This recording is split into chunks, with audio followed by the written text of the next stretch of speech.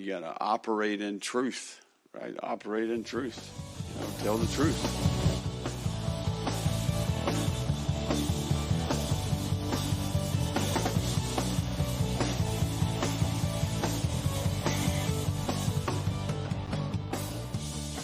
Hello, everybody, and welcome to the Gator Truth Florida Football Podcast. I'm Daniel, and on this episode, we're going to take a look at the Gators opener in Salt Lake City, Utah, this Thursday, August 31st at 8 p.m. Eastern, or if you're making the trip to Salt Lake City like I am, 6 p.m. Mountain. This is the Gators' first non-conference away opener that I can remember, and especially a very rare non-conference out of the state of Florida matchup. And we're going to get into that a little bit later. For everyone that has listened to all of our preseason episodes, thank you. And for those of you that tuned in for the special YouTube interview with Ute fan Ivan, thank you for doing so. For those of you listening on audio, check out our YouTube page. Check out the interview with Ute fan Ivan. It is well worth it as he talks about growing up, a surprise team that he was a fan of growing up, his beginning of his fandoms of the Utah Utes, and then he begins to talk about his experience in the swamp. And it's very interesting hearing an outsider's perspective of coming into a big time SEC stadium like the swamp and the experience he had in the game last year. And he also gives Gator fans things to look out for when they go to the game coming up this Thursday. With that said, let's go ahead and start the episode looking at the Gators game against the Utes. And starting the game against the Utes, a few weeks ago, I did have storylines that I believed here's what we're going to be looking at going into the game. They really haven't changed that much. And partly that's because, this was talked about only 2-3 weeks ago. And here we are at the game, and we're still asking questions like, how healthy is Cam Rising, the quarterback for Utah, and will he play in this game? Last week, they released the depth chart for the game, and he was listed as the starter. But when I listened to Locked On Utes or some other Ute program just getting ready for the game, there's still questions on whether he'll play and how impactful he may be. And I've seen that sentiment echoed by some Ute fans that I follow on Twitter. Another question is, how do the Gators handle the elevation and Rice-Eccles Stadium? The elevation, I've seen a lot of Gators talk recklessly about 4,600 feet doesn't matter. I believe it'll have some impact. Do I think maybe it'll be as bad as the humidity in Florida? No, but just because it may not be as bad as something else doesn't mean it's zero impact. And I just think it's been reckless for people to say otherwise. Obviously, Billy Napier thought it may be an issue. He talked about how he went to different NFL teams and asked, what do you do with high altitude games? And the message that they gave him is get in, get out. Billy Napier took that to heart. And one way that we've seen that is the Gators are leaving a day early due to Hurricane Idalia. And for anyone in the path of that, good luck going through that storm. With that said, Gators, they are leaving a day early. And instead of flying to Utah a day early, they're going to Dallas and then going to Utah to keep up the plan of get in and get out, since he learned that it takes about 10 days to acclimate to the elevation. Again, Gators play at 100 feet elevation, give or take, and give or take, the Utes play at 4,600 feet elevation. So there is a difference there. Nothing that I think is going to just shut us down from the beginning of the game, but definitely something that will impact rotation, depth, and all those things. Rice-Eccles, no, it's not the biggest stadium we've been in. We've been to Neyland Stadium. We've been to Death Valley. We've been to Bryant-Denny. A lot of big stadiums the Gators have been in. Williams-Brice Stadium. Very intimidating environments. But with that said, Rice-Eccles is not so much necessarily about the population or the number of fans as it is about the passion. And these guys do have a major passion for football. Something to keep an eye on. Do I think it's going to make the biggest difference in the world? No. However, this is a stadium where, with fans in the stadium, they have not lost since 2018. They did play in 2020 without fans, and there was a loss or two then. But again, with fans, they're on a 4 or 5 season, or I guess it would be 4 season win streak without a loss. So that is something interesting, or at least 4 seasons since a loss. Something to keep an eye on. And again, this is the Gators' first true away non conference road game outside the state of Florida since 1991 when the Gators lost to Syracuse. I don't think that this is as big of a deal as rivals and some other people want to make it. When we're playing out of conference and non-conference games against Miami, who then plays in the national title game, or FSU, who's won 3 national titles and played for more during the span. When we're talking about that, we've played a lot of quality out of conference. Sorry we didn't do an out of conference game against Duke like Alabama did a few years ago. Sorry we didn't go to Iowa State, or we didn't go to Cal, or somewhere that's not quite on the same level when we do play these, at times, top tier programs that are in the state of Florida. With that said, I am glad that we see games against the Utes and coming up against Arizona State and Colorado, although Colorado kind of falls in that secondary category of teams.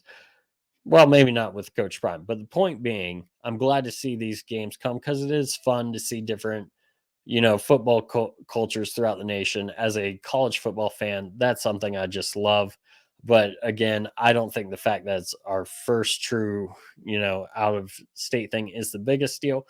But it is worth noting we haven't even had too many season openers on the road or in true road games too many times. I believe we've only had one since the 1980s, and that was the 2020 kickoff against Ole Miss. Fun game to go to. Had my own section in the stadium. With that said, that's a completely different story. Let's go ahead and take a look at the Gators offense against the Utah defense. The Gators returned 5 starters on offense, and that does kind of hinge on whether Kingsley Egwekin plays or not. He was listed on the Gators depth chart release for the game as questionable with a lower body injury last week. Billy Napier did say he's day to day. And so we're not really sure. The Gators offensive line, the top 5 players, have not really practiced together much at all since, spring camp. And of course, in spring, Mascua got injured. And then now in fall, Mascua Risey comes back. Leonard was out for a little while. Then Egwekin picks up these injuries. So it is something to watch with the O line. And the Utes return 8 starters for those watching on YouTube. I do have an asterisk next to that 8 simply because of a position change. I believe his name is Vaki, switching from the slot corner, slot corner position to a safety position, but he did have several starts towards the end of the year last year and did well against USC and had a decent game in the Rose Bowl against Penn State. Very experienced defense that a almost brand new Gators offense is going to go up against. So with that, the first key to the game is for the Gators to establish the run. Utah is starting 2 new members on their defensive line, but at linebacker, they do have size and experience. 2 of their guys have at least a year starting under their belt in Utah's system.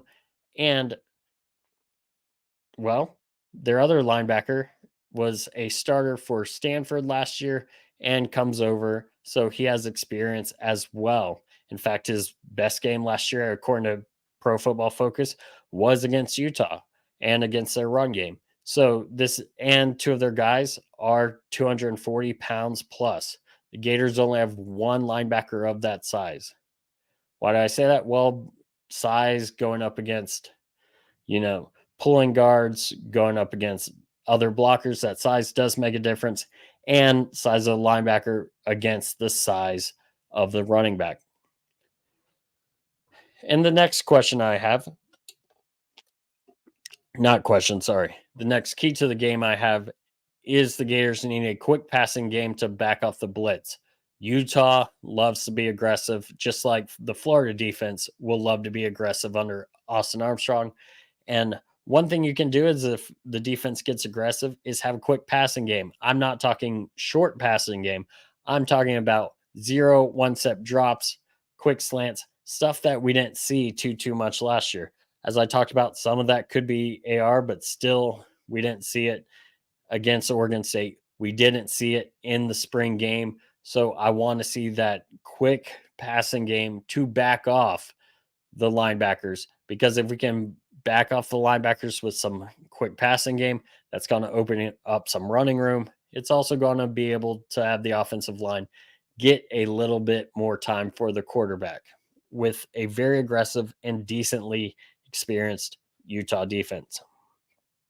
One favorable matchup I do see for the Gators is whoever's in the slot, whether it be Pearsall or Wilson or Mizell against their slot corner, or at least list as the starter, Tal Johnson. Tal Johnson last year played in 4 games for the Utah Utes. All 4 of those games were at the receiver position. So this is a guy who went from offense to defense, and now he's the starter. I don't know how good his quality is, but I do know that Ricky Pearsall is pretty good quality. And I do know that the speed of a Wilson and Mizell will be something to look out for. Put these guys in a quick passing game or quick passing situations, and I think it's something their catch and run ability could really help out this Gators offense and then help out our run game, which the running game is what we want to lean on. But to run, we may have to back off the front 7, make that front 7 play a little bit in the passing game. If we cannot establish the run, then I think we're going to have a problem, because not only do we want to be a run first team, but if we can't establish the run when guys like Mazkua have better run blocking skills than they do pass blocking skills, I'm really nervous if we can't establish the run, what that's going to do for our pass blocking experience against an aggressive Utah front if we can't do that. So that's why establishing the run game and establishing a quick passing game are key if the Gators want a victory in Salt Lake City. Moving on to the Gators defense against the Utes offense.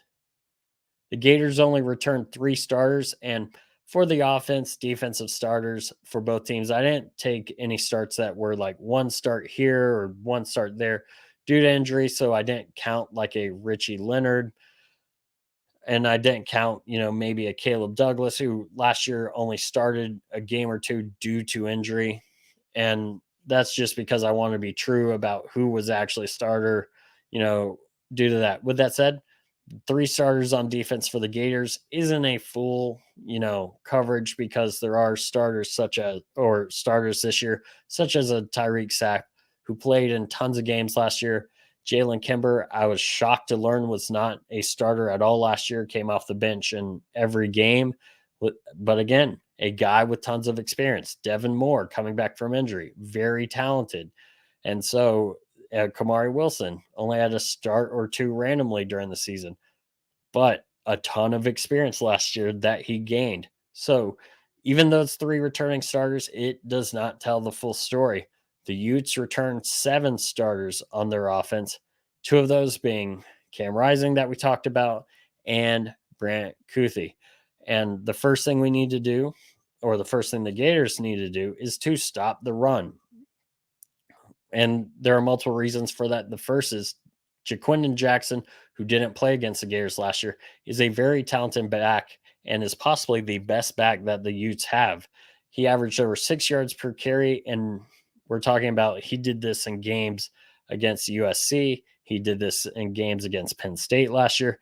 Very, very good back. And now he, instead of being 4th on the depth chart, which is about where he was at the beginning of last year's season, he's gone through the entire offseason as the guy. So this is a guy who is probably going to be improved. If we can stop that run, it's going to be massive going towards a Gators victory in Salt Lake City if they can stop the run. And then another reason to stop the run is if Cam Rising does play, chances are he's not going to be super mobile. I'm not going to say he's going to be not mobile at all, which some Gators have said. Again, reckless things that I've seen Gator fans say. I don't expect him to be Byron Leftwich at Marshall, having to be carried down the field by his offensive lineman, but I think he's not going to be as much of a threat with his legs as he usually would be. And if we can stop the run, that means we can bring more pressure on him in the passing game. And if we can bring more pressure, there's a good chance that we get home. And if we get home and get some sacks, that's going to put them in some second, third, and long situations. And overall is going to help the Gators out. And of course, if we're getting home, that's going to really start making some throws errant, and that could lead to some interceptions, some turnovers, possibly a fumble caused by a sack, things that could happen. And it all stems from stopping the run game. Another thing that I think is key is to have press man coverage. Don't get me wrong. The Utes have some decent wideouts in Vele and Micah Pittman, who played at FSU last year. He's decent. Money Parks is, pretty good. They've got some other talent. With that said, I do think that if we press man coverage, which is Gators secondary coach Corey Raymond's specialty in teaching, I do think that's going to help. Like I've talked before about press man means longer until receivers get open. If they get open, the longer that takes, the better chance that defensive linemen get home. And we've talked about if they get home, that's going to help these guys out on the back end. I don't think we'll see as much this year or in this game of our defensive backs lining up 5, 8, 10 yards off the receivers, allowing for those quick throws. And then also, as I've talked about in a previous episode, Pro Football Focus, that great write or that great blurb about Jason Marshall, that in press man coverage, the quarterback rating against him, the quarterback passer rating against him, is less than if the quarterback were to spike the ball on every play over the last 2 seasons. That's insane. So, of course, if we can do well in press man coverage, it's going to help in the passing game. But all that is predicated on stopping the run. If we can stop that Utes run game, it'll go a long way towards the Gators' victory. One favorable matchup that I saw just looking at the Gators' defensive depth chart versus the Utes' offensive depth chart is the F position, which is like the defensive end, and the jack position, which is the Gators' outside linebacker, which is really just a standing up defensive end against Fano, the right tackle or left tackle for the Utes offense. Fano is a true freshman that has come in and earned the starting job, but he's still a true freshman against what will be a very aggressive defensive front. You have Princely Umeaman, who's a top 5 returning pass rusher, or at least pass rush graded guy in the SEC, going up against a true freshman, along with guys like Jack Pyburn, Tyreek Sapp. It's definitely a position, if I could say for sure, yeah, UF has an advantage, even though we're missing, or even though we're only returning 3 guys who have, plenty of starts. That is one place I can say this is a favorable matchup. And if UF wins that matchup, again, the left tackle is the blind side for Cam Rising. That's just going to go so far for the Gators if they can take advantage of that matchup. On the flip side, if Fano decently holds these guys in check, I'm not sure where that pressure comes from other than sending the blitz, which opens up more room for potential passing, just like it would for the Gators if they're running, those quick passes to beat the blitz. And so I do think this game between the two teams, just like last year, came down to last possession. I do think this game is going to be pretty close. I do have friends that have predicted that, hey, the Gators are going to win by multiple touchdowns. I don't see it right now. Maybe if Rising and Kuthi don't play, that helps us out a lot. But if they do play, I think it's going to be close. What I think the defense really is, or what the key to this game, what the difference really is is going to come down to two things: whether the Gators can run, which they did a decent job of last year. However, this year you don't have Anthony Richardson, who can make some magical plays with his leg, like a 45-yard touchdown run at the end of the first half, or on a key 4th and 2, take off and run to his right, get 10 yards for a first down, or on a key 2-point conversion, jump, pump fake, outrun to uh, linebackers that he's just faked out and throw it to the end zone. We're not going to see that athleticism from Mertz. So to establish that run game, we're going to have to do it with a little less options. And of course, by options, I mean the read option. We're going to have to establish that run game. But the difference is this Gators defense being aggressive, being tight, tight end coverage, aggressive with different simulated pressures, with blitzes. I think that could be a difference. That's something that we're not great at last year. And we're pretty decent, to be honest. Our defense was pretty decent against Utah. I believe with Austin Armstrong, upgraded defensive line depth, which is going to be good since there will be some elevation issue.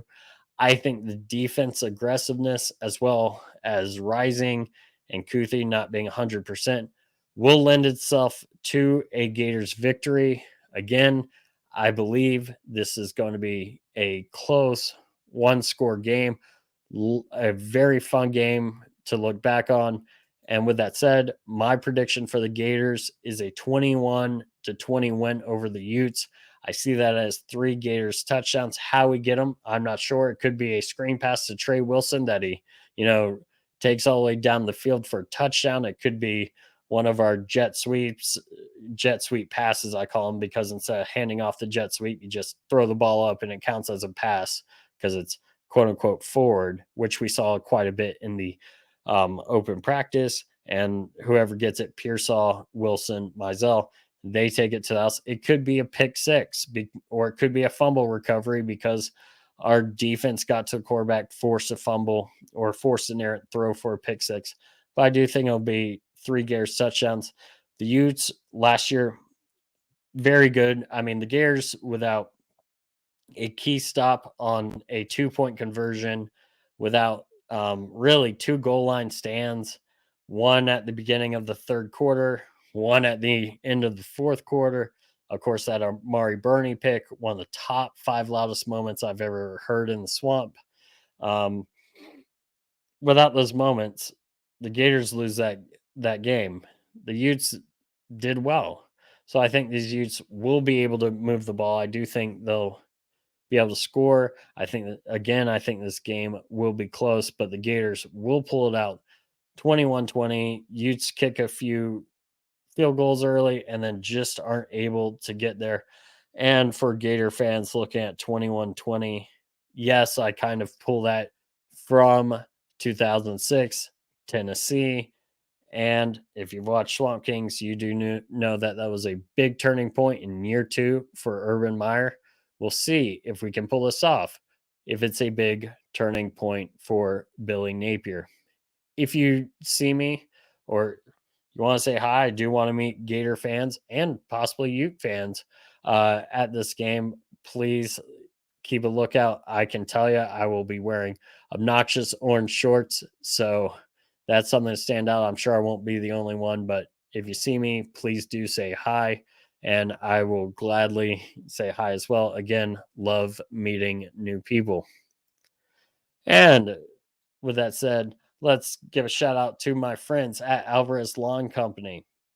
Alvarez Lawn Company is based out of Central Florida, especially right now with Hurricane Idalia coming on. If you're in the Central Florida area and you do need some lawn work, please give my friends at Alvarez Lawn Company a call and give them a call and say, Daniel from Gator Truth Florida Football Podcast sent us, and call them at 407-490-2617.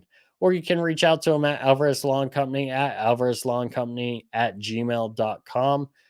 Alvarez Lawn Company, building plans that work for you. I would also not be great if I didn't give my friends at gatorchatter.com a shout out. As I've said before, Twitter is a message board that is unmoderated or less moderated, and definitely a lot less organized. At GatorChatter.com is a message board for Gator fans, does allow all sorts of fans into it. And at Gator Chatter, for I believe this is my 5th or 6th season now, I do write previews for games, game reviews, things like that, just like I do on the podcast. Sometimes a little bit different content. Give that a check out if you need to. Go there, sign up. Oxy owner, great guy, definitely a fun time. GatorChatter.com, your Florida Gators sports bar. And with that said, everybody, I cannot wait for the season kickoff. I do think this could be a pretty good year for the Gators. And a lot of that will be told by how the Gators do in Salt Lake City. If they go win or lose, play a nice close game, I do think this will be a better season for the Gators. If they come in and don't do well at all, well, then I'll be very interested as we move forward to how the Gators will be. But I do think either way, it will be a learning experience for this overall young team with the Gators. I do think the Gators can pull this off. As I said, my prediction 21-20 and a Gators victory on the road. With that said, everyone, thank you all for listening. And as always, go Gators.